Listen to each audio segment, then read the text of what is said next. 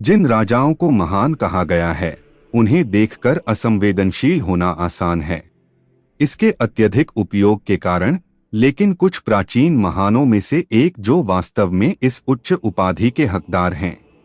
शक्तिशाली अचमेनिद फारसी साम्राज्य के संस्थापक और पहले राजाओं के राजा थे। साइरस टू अन्यथा साइरस द ग्रेट के नाम से जाना जाता है। साइरस के सत्ता में आने और उसके द्वारा आकार दिए गए कार्यों को कवर करने वाले हमारे वीडियो में आपका स्वागत है।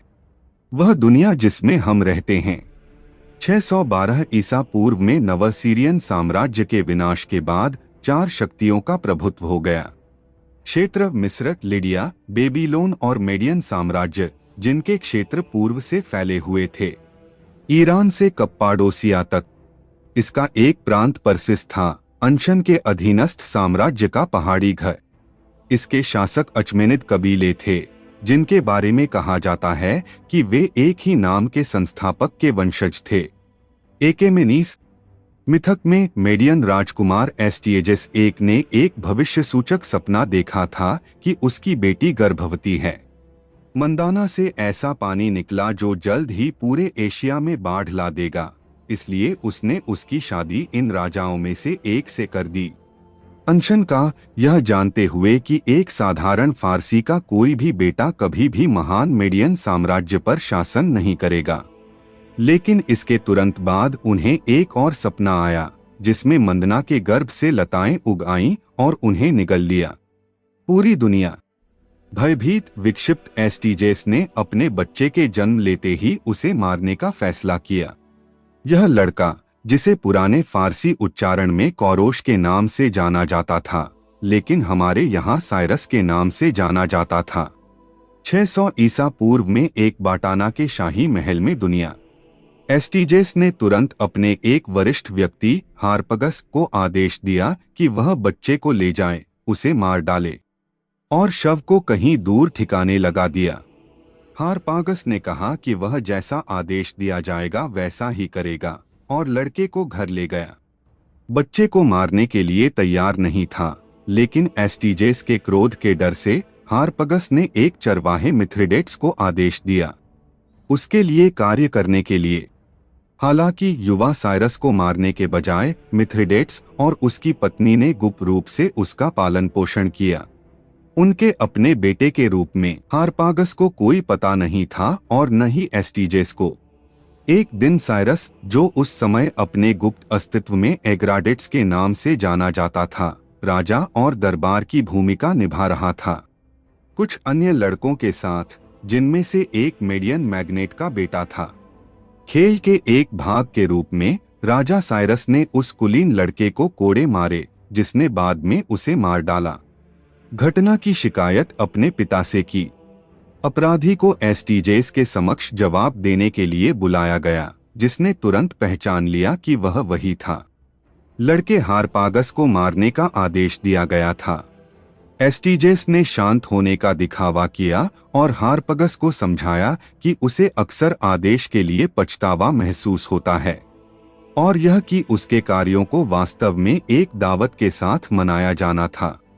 एस्टीजेस के आदेश पर हारपागस ने अपने 13 वर्षीय बेटे को महल में भेजा और फिर आ गया, बाद में स्वयं अतिथि के रूप में।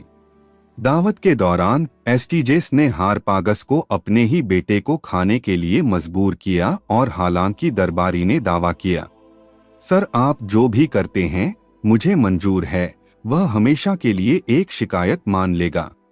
इस बीच साइरस को बख्श दिया गया और यहाँ तक कि वह शाही कप वाहक एक पद भी बन गए, काफी प्रतिष्ठा का। युवा फारसी ने शाही दूत और सलाहकार के रूप में भी काम किया और एस्टीजेस के लिए अपरिहार्य बन गया। साइरस ने एकेमेनिड साथी और अपने जीवन के प्यार कैसेंडना से भी शादी की।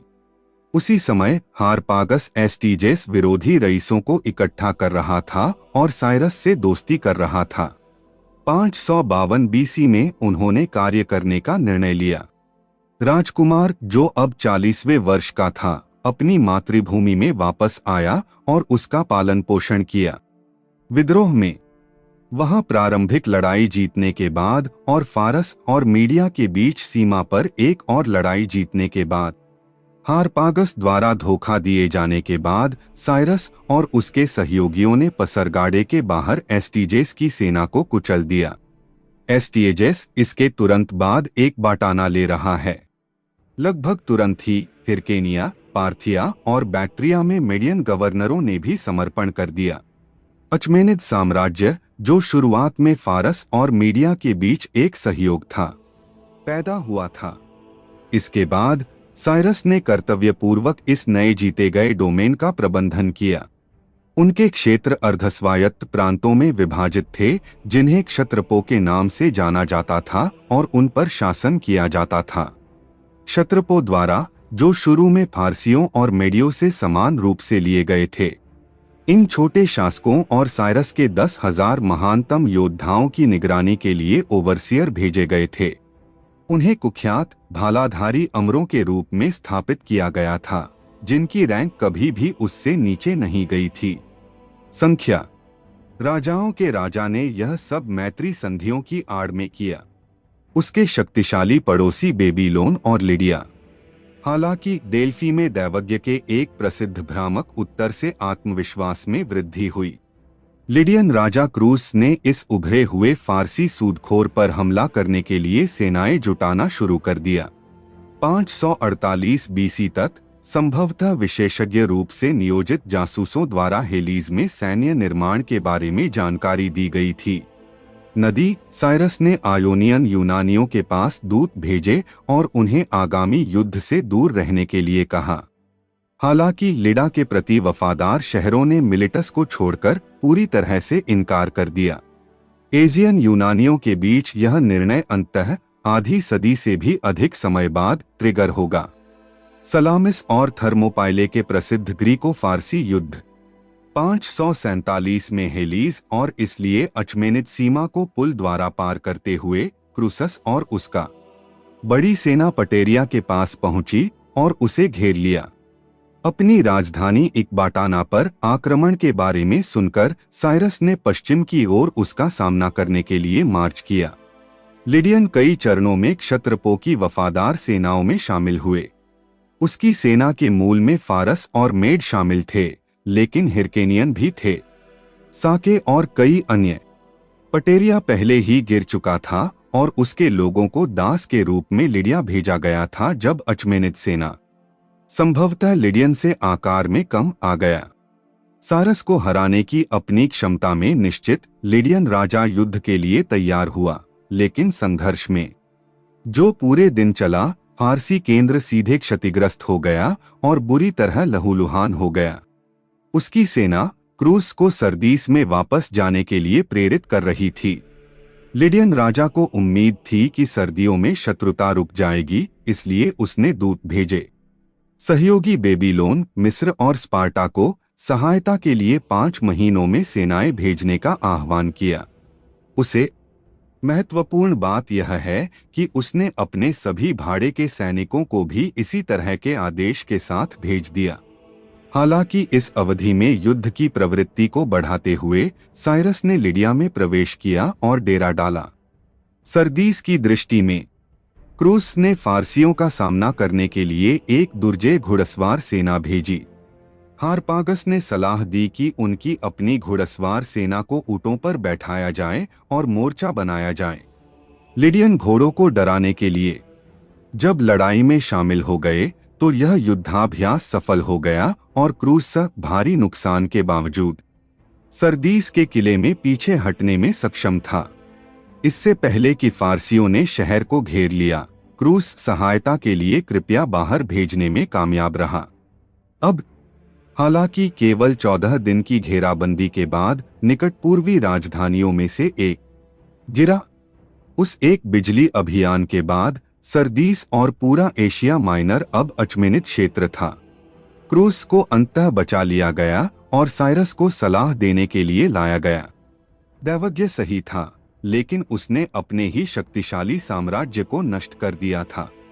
फारसियों हालांकि विजय के माध्यम से विस्तार फारसी राजा के लिए प्राथमिकता नहीं रहा है। अपने क्षेत्र पर लिडियन के आक्रमण से पहले यह लगभग निश्चित है कि उसने सेट कर लिया होगा। किसी बिंदु पर इस क्षेत्र पर हावी होने के लिए क्रूसस के साम्राज्य पर कब्जे के बाद साइरस और उसके जनरलों ने निर्माण करना शुरू कर दिया।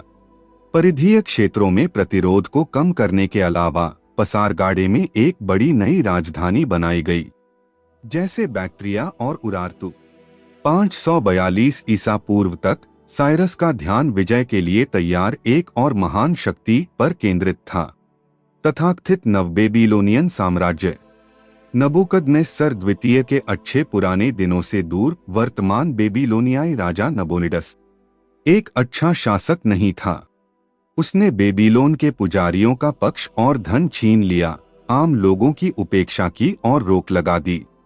शहर में नवीकरण कार्य और यहाँ तक कि महान देवता मर्दुक के नए साल के उत्सव को भी रद्द कर दिया गया। असंतोष व्याप्त था और राजा तथा उसके पुत्र बेलशस्सर के प्रति निष्ठा हर समय थी। कम और साइरस को इस स्थिति की पूरी जानकारी थी। फारसी घुसपैठियों ने नाबोनिडस के साम्राज्य में यह बात फैलाना शुरू कर दिया कि साइरस बेबीलोन में मर्दुक के वर्चस्व को बहाल करने का इरादा था। 540 में यह महसूस करते हुए कि समय सही था, साइरस ने बेबीलोन प्रभुत्व पर कब्जा करने के लिए अपनी सेना भेजी। एलाम ने देशी विद्रोह की सहायता से यह झटका नबोनिडस को उसकी सेवानिवृत्ति से वापस बेबीलोन ले आया, जहां उसे ले जाया गया। सेना पर नियंत्रण। कुख्यात रूप से उसने अपनी सुरक्षा सुनिश्चित करने के लिए अपने कई डोमेन की पवित्र मूर्तियों को जब्त कर लिया। आज्ञाकारिता। अगले वर्ष साइरस और उसकी बढ़ती शक्तिशाली सेना ने आक्रमण करने के लिए दक्षिण की ओर प्रस्थान किया। बेबीलोनियन साम्राज्य, लेकिन वह इसे एक मुक्तिदाता के रूप में करेगा। हालांकि टाइग्रिस नदी की उफनती सहायक नदी के कारण उनकी प्रगति हफ्तों तक अवरुद्ध रही। ओपिस के ठीक उत्तर में, हालांकि फारसी सैनिकों द्वारा नदी के चारों ओर कई चैनल खोदकर बाधा को दूर कर लिया गया था। अपने मार्ग को मोड़ने के लिए इस देरी ने नबोनिडस को एक बड़ी सेना इकट्ठा करने और उत्तर की ओर बढ़ने की अनुमति दी। हालांकि राजा स्वयं सिप्पार में विराजमान रहे, जबकि जनरल गुबारा ने संचालन किया। युद्ध। यह लड़ाई सितंबर के आखिरी दिनों में ओपिस के पास हुई थी। हम जो जानते हैं वह यह है कि सोने और लाल शाहबाज मानक के तहत लड़ते हुए साइरस की सेना जीत गई। एक और जबरदस्त जीत। ओपिस को लूट लिया गया, जबकि गुबारा ने आत्मसमर्पण कर दिया, जिससे फारसी पदानुक्रम में जगह मिल गई। नेबोनिडस नदी के रास्ते दक्षिण की ओर गया। मैदान में अन्य शत्रु सेना का सामना करने के बजाय साइरस अपनी सेना के साथ पहुंचे।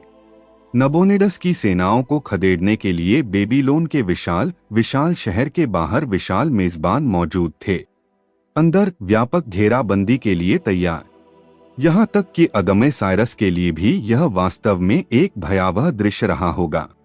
इसकी सुरक्षा में खाई की कई परतें, महान यूफ्रेट्स नदी और 2 विशाल शामिल हैं। दीवारें भीतरी और बाहरी 80 फीट ऊंची या उससे अधिक, चारों ओर 15 मील तक फैली हुई। शहर की लगभग त्रिकोणीय परिधि। साफ सुथरे ग्रिड पैटर्न वाले जिले सड़कों से भरे हुए थे और भव्य पैमाने के आवासों से भरे हुए थे। मंदिर, महल और सबसे मजबूत शाही रक्षक का महान गढ़ ईशर गेट तक। जैसा कि वह आमतौर पर करता था, राजा साइरस ने तुरंत युद्ध परिषद के लिए अपने सलाहकारों को बुलाया। आगमन पर और इस बात पर बहस हुई कि शहर को सर्वोत्तम तरीके से कैसे हासिल किया जाए। उन्होंने फैसला किया कि एक पूर्ण पैमाने पर हमले के परिणामस्वरूप बड़े पैमाने पर हताहत होंगे और इसलिए वे भी सूक्ष्मता, बुद्धिमत्ता और समय पर भरोसा करते हुए एक जटिल रणनीति पर निर्णय लिया। सबसे पहले पारंपरिक घेराबंदी का भ्रम बनाए रखने के लिए अचमेनिद राजा ने अपनी सेना को विभाजित कर दिया। 2 में एक को फ्रात के पूर्वी तट पर स्थापित किया, जहां से नदी बेबीलोन में प्रवेश करती थी, उत्तर में, और दूसरा नीचे की ओर, जहां नदी ने इसे छोड़ा था। साइरस स्वयं उत्तर की ओर आने वाले नौकरों, दासों और परिचारकों सहित प्रत्येक गैर डाकू को ले गया। इसके तुरंत बाद एक बेसिन पर, जिसे वर्षों पहले अस्थायी रूप से पुनर्निर्देशित करने के लिए खुदाई की गई थी, नदी, अपने आदमियों को इसी तरह के लक्ष्य के लिए काम पर लगाते हुए साइरस ने अप्रयुक्त भूमि से एक विस्तृत चैनल खोदा। बेसिन को नदी तक ले जाया गया और विशाल ताड़ के पेड़ों को काटकर लेवी के रूप में पुनर्निर्देशित किया गया। पानी, जब पृथ्वी को हटा दिया गया तो फ्रात नदी के प्रवाह का एक बड़ा हिस्सा इसमें बदल गया, बेसिन बेबीलोन की ओर बहने के बजाय। जबकि ज़ेनोफोन ने बताया कि इस सरल कार्य से पहले जल स्तर 2 पुरुषों से अधिक था। गहरा, हेरोडोटस का कहना है कि उसके बाद फ्रात नदी केवल कमर तक गहरी थी। अगमे नदी अब शहर में एक व्यवहार्य प्रवेश मार्ग थी। उसी रात सावधानी से समय निर्धारित किया गया क्योंकि यह संगीत के एक महान उत्सव के आगमन का प्रतीक था। बेबीलोन में शराब पीने और मौजमस्ती करने के बाद साइरस ने गुबारा को छोटे रास्ते से शहर में घुसपैठ करवा दी। नदी, जो जश्न मनाने वाले नागरिकों या नाबोनिडस की राजधानी के रक्षकों के पास नहीं है, ध्यान दिया। रक्षकों ने अपनी रक्षा की महान शक्ति से सुरक्षा की झूठी भावना पैदा कर ली और शराब पीने के कारण कमजोर होकर फारसी घुसपैठ का विरोध करने में असमर्थ थे। दिन ढलने तक राजकुमार बेलशस्सर की मृत्यु हो गई, द्वार खोल दिए गए और शहर अचमेनिद के अधीन था। नियंत्रण, नबोनिडस, जो वास्तव में पास के बोरसिप्पा में था, को फारसी सम्राट के सामने आत्मसमर्पण कर दिया गया था और फिर कार्मेनिया में एक आरामदायक और हर तरह से सुखद निर्वासन लेने की अनुमति दी गई। 2 सप्ताह बाद अक्टूबर को उसने शहर पर कब्जा कर लिया और सभी आवश्यक औपचारिकताएं पूरी कर ली। 26वें 539 साइरस ने बेबीलोन में जोरदार स्वागत किया और मर्दुक का पुरोहितत्व बहाल किया। इसकी स्थिति ऊंची है और यह लोगों की जरूरतों को पूरा करता है। अपनी उदारता को और अधिक दिखाने के लिए नए शासक ने करों को न्यूनतम रखा और कई को पूरा किया। सार्वजनिक कार्य और नाबोनिडस द्वारा जब्त की गई मूर्तियां लौटा दी गईं। नबोनिडस के छंद वृत्तांत में लोगों या कम से कम पसंदीदा पुजारियों के बारे में संक्षेप में बताया गया है। शायद महसूस किया हो, जब जेलें खोली जाती हैं तो वे कैदियों की तरह हो जाते हैं। उन लोगों की आजादी बहाल की गई है जो जुल्म से घिरे हुए थे। सभी उसे राजा के रूप में देखकर प्रसन्न होते हैं। एक प्रसिद्ध कार्य में जिसने उन्हें हिब्रू बाइबिल के पन्नों में बेहिचक प्रशंसा दिलवाई, साइरस महान ने हजारों यहूदियों को वापस लौटाया जिन्हें पहले निर्वासित किया गया था। नबूकदनेस्सर का यरूशलेम में तथाकथित बेबीलोनियन निर्वासन, उन्होंने न केवल यहूदियों को उनकी मातृभूमि में पुनर्स्थापित किया, बल्कि यह भी कहा जाता है कि साइरस ने आदेश दिया था, जो अंततः यरूशलेम का दूसरा मंदिर बन गया, उसका निर्माण और राज्य वित्त पोषण। इस उदारता के लिए वह यहूदी धर्म में मसीहा नामित होने वाले एकमात्र विदेशी थे। इसके बिना यह संभव है कि यहूदी धर्म खत्म हो गया होता, जबकि ईसाई धर्म और इस्लाम कभी अस्तित्व में ही नहीं रहा होगा। बाबुल और उसके समृद्ध साम्राज्य पर फारस के कब्जे के बाद एकमात्र संभावित प्रतिद्वंद्वी साइरस के पास शेष मिस्र था, लेकिन शाही विस्तार का वह विशेष मुद्दा तब तक इंतजार करेगा। संस्थापक की मृत्यु के बाद प्राचीन स्रोतों में लगभग 539 के बाद एक अंतराल है जिसके दौरान संभवतः महान राजा हुए थे। अपने प्रांतों का प्रशासन किया, साम्राज्य को स्थिर किया और आधारशिलाएं रखीं। सदियों के समृद्ध शासन के लिए एक मजबूत आधार प्रदान करेगा। ज़ेनोफन हमें बताता है कि जब राजा सेना के साथ अभियान पर नहीं होता था तो वह निवास करता था। बेबीलोन में साल के 7 महीने गर्म और धूप वाली जलवायु रहती थी। जब वसंत आया तो साइरस 3 महीने के लिए सुसा चले गए और गर्मियों में एक बाटाना पर चढ़ गए, मेडियन हाईलैंड्स में, जहां ठंडी जलवायु अधिक सहनीय थी। वह अपने शासनकाल के दौरान केवल 7 बार पसरगाड़े का दौरा करेंगे, जबकि परसेपोलिस बाद में था निर्माण। हमारे स्रोतों में अकाल साइरस के बहुआयामी और गहन बहस वाले मामले के साथ समाप्त होता है। महान की मृत्यु। सैनिक इतिहासकार जेनोफन 1 सदी से भी अधिक समय बाद लिखते हुए मानते थे कि पहला फारसी राजा की मृत्यु उसके बिस्तर पर ही हो गई, जबकि यूनानी चिकित्सक सीटीसियास ने दावा किया कि साइरस की मृत्यु के कारण हुई थी। युद्ध में मिले घा। हालांकि हेरोडोटस हमें निस्संदेह सबसे शानदार और महाकाव्य कहानी बताता है। राजाओं के राजा का अंत हो गया। 530 ईसा पूर्व की शरद ऋतु के अंत में अपने नए आधिपत्य साम्राज्य के संगठित होने और अधिकार स्थापित करने के साथ एक घातक नए दुश्मन का सामना करने के लिए साइरस अपनी सेना लेकर गया। पूरे ईरान में एक लंबे मार्च के बाद फारसी सेना उत्तर पूर्वी मैदानी सीमा पर आ गई। साम्राज्य का, जो आज कजाकिस्तान और उज़्बेकिस्तान में है, वहां मस्गेटे के नाम से जानी जाने वाली एक क्रूर सीथियन जनजाति एक विशाल सेना इकट्ठा कर रही थी। पैदल सेना और प्रसिद्ध खानाबदोश घुड़सवार सेना दोनों की। ऑक्सस नदी के आसपास पहुंचकर, जहां उस समय मस्सागेटे स्थित थे, ऐसा प्रतीत होता है कि साइरस, जो अपनी सभी सफलताओं से अहंकारी हो गए थे, को इसकी जानकारी पहले ही दे दी गई थी। इस कष्टप्रद लोगों का मुखिया मर गया था। उनके स्थान पर अमेजनेस्क सीथियन रानी ने शासन किया, जिसे हम टोमिरिस के नाम से जानते थे। साइरस ने अपनी सेनाएं तैयार की, लेकिन उम्मीद में रानी को शादी का प्रस्ताव भी भेजा। एक कूटनीतिक विजय का इसका तुरंत खंडन किया गया। समझदार रानी जानती थी कि साइरस की नजर उस पर नहीं, बल्कि केवल उसके डोमेन पर थी। जबकि फारस के लोग ऑक्सस दूतों के ऊपर एक पोंटून बनाने की प्रक्रिया में थे। टोमिरिस से अपना एक प्रस्ताव लेकर पहुंची। हे मादियों के राजा, जो कुछ तू चाहता है उसे छोड़ दे, क्योंकि तुम नहीं जान सकते अगर इस काम के पूरा होने से आपको फायदा होगा। रुको और अपने देश का राजा बनो, और हमें उन पर शासन करते हुए देखने के लिए धैर्य रखें जिन पर हम हैं। नियम। यह बेशर्म आदेश देने के बाद टोमिरिस ने आदेश दिया कि पुल अनावश्यक था। या तो वह नदी से 3 दिन पीछे हट जाएगी और स्वेच्छा से वहां फारसियों से लड़ेगी। खुले मैदान पर या फारसी लोग मस्सागेटे को पार करने दे सकते थे, जो भी हो। उनकी पसंद के अनुसार अपने सलाहकारों को इकट्ठा करते हुए उनमें से एक को छोड़कर सभी ने सिफारिश की कि साइरस पीछे हट जाएं और फिर टूट जाएं। नदी के विरुद्ध टोमिरिस एक असहमत क्रूसस था, लिडियंस का अपस्थ राजा, जिसने अचमेनिद को सलाह दी थी दूर की ओर पार करने के लिए शासक। साइरस ने उनकी सलाह मानी और वैसा ही किया। फिर एक शानदार शिविर स्थापित करने और फिर पीछे हटने का नाटक करने के बाद फारसियों ने लालच दिया।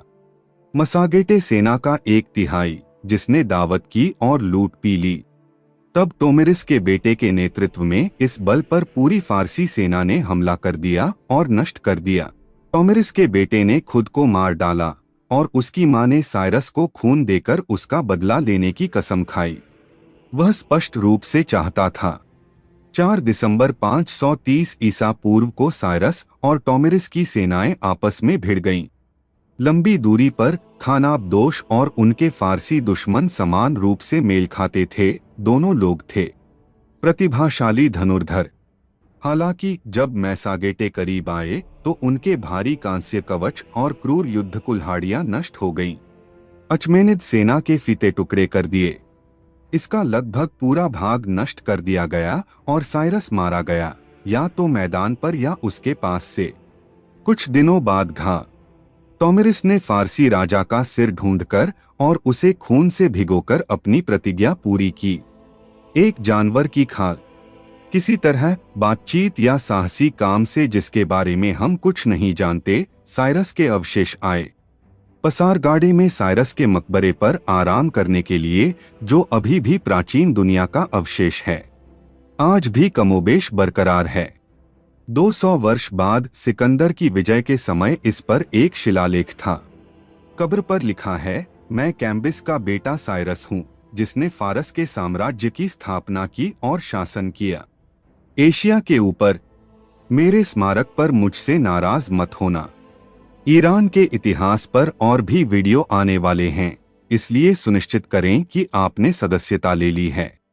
श्रृंखला का अगला वीडियो देखने के लिए घंटी का बटन दबा दिया है। कृपया लाइक करने, टिप्पणी करने और साझा करने पर विचार करें, इससे बहुत मदद मिलती है।